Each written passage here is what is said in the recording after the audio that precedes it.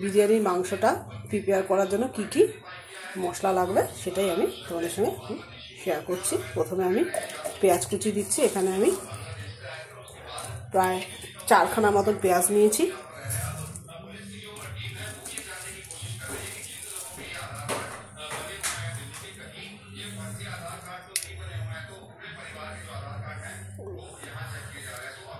পনেরোটার মতন রসুন কোয়া নিয়েছি আর 1.5 ইঞ্চির মতন আদা নিয়েছি।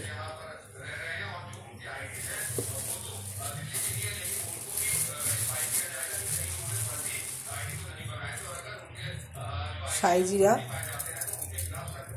পরিমাণ মতন,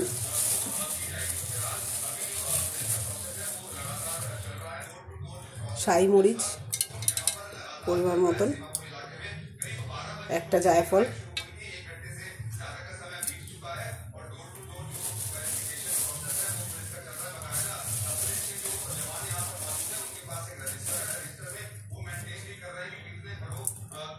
আমি এখানে 2.5খানার মতন জয়িত্রী নিয়েছি।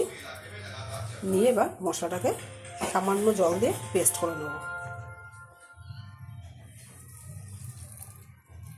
আমি এখানে চিকেন আর মটন মিক্স করে বিরিয়ানিটা আজকে করবো। চিকেন আর মটনটাকে ভালো করে ধুয়ে নিয়েছি।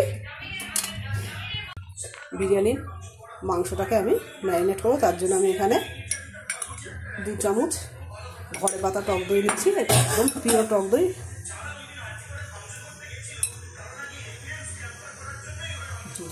জিরে গুঁড়ো 1 চামচ,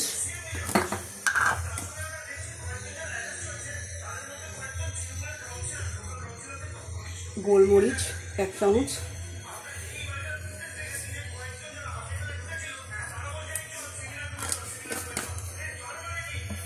পরিমাণ মতো নুন,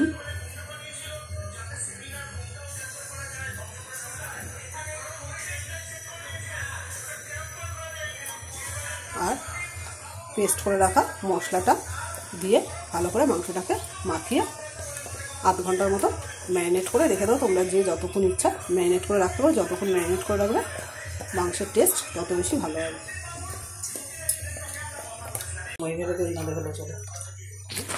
কটা বলছিস কেন এত? উপর থেকে সাদা তেল দিয়ে আমি চিকেন আর মটনটাকে ভালো করে ম্যারিনেট করে 1/2 ঘন্টা মতো রেখে দেবো।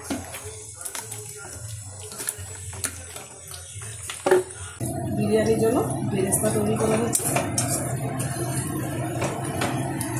বেরেস্তা হয়ে গেলে এরপর ম্যারিনেট করা মটন আর চিকেনটাকে ভালোভাবে কষিয়ে নেবো। তো যেহেতু চিকেন আর মটনের বিরিয়ানি একসাথে হচ্ছে, তার জন্য দেখো মটনটাকে আমি ম্যারিনেট করে 4টে সিটি দিয়ে সেদ্ধ করে নিয়েছি। এবার চিকেনটাকে কষাচ্ছি। চিকেনটা একটু কষানো হয়ে গেলে তারপরে সেদ্ধ করা মটনগুলো এর সাথে মিক্স করব। আমরা বিরিয়ানিতে চিকেন বা মটন যেভাবেই করি এরকমভাবে চিকেন বা মটনটাকে ভালোভাবে রান্না করে নিয়ে তারপর বিরিয়ানির চালে এটাকে মিক্স করি।